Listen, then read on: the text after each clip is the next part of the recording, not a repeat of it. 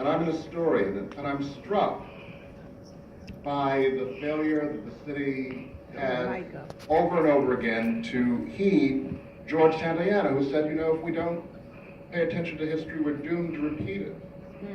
And when I think of all of the positive things the city would like to be doing, creating more housing, more affordable housing, when I think of all the dire unintended consequences that are related to this very project. You know, the city, the mayor, has a plan to create more affordable housing, but it's kind of what you might call trickle-down economics in terms of housing, in terms of affordable housing. His idea is that poor people in Harlem must subsist on the scraps from the table of the rich. And therefore, you must give the rich people bigger meals so that we can get more that they toss away to us. And that's just nuts. It's nuts in terms of this project, it's nuts in terms of history. 2 years ago, the community board resoundingly opposed this project. And now it comes back, and it is even more dense and even bigger with the change in zoning. This is a building which should be landmarked. This is a building,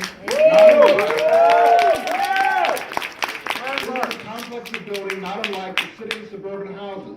The city and suburban houses downtown were created as affordable and decent housing for working class people. And this complex was initiated by an African-American doctor, Dr. Godfrey Nurse, to provide quality housing for middle-class people at a time when most middle-class people in New York and in Harlem especially were deserting the city. But people made an investment to be able to come and live in Harlem, to invest and show their faith in Harlem.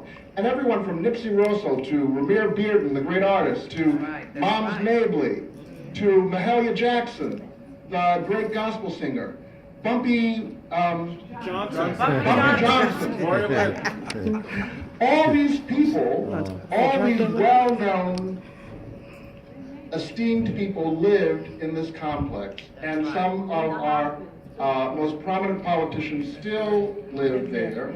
And yet, when this building went before the Landmarks Commission, they failed to act. But they need to act now, because only 3.6% of the buildings in Harlem are protected by landmarking, compared to 2/3 in Greenwich Village, compared to almost half of the Upper West Side.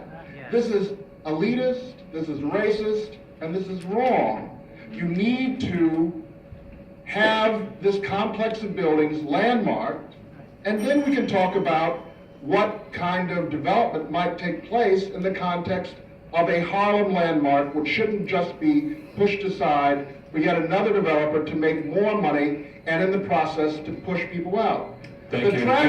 Do you have written comments that you'd like to submit? No, but I can send you some. But the tragedy is that I'd like to tell you in closing. The tragedy I'd like to simply say to you in closing is that when talks about unintended consequences, there have been social unrest and riots in Harlem in the past, and no one wants that to happen again. But it's inevitable.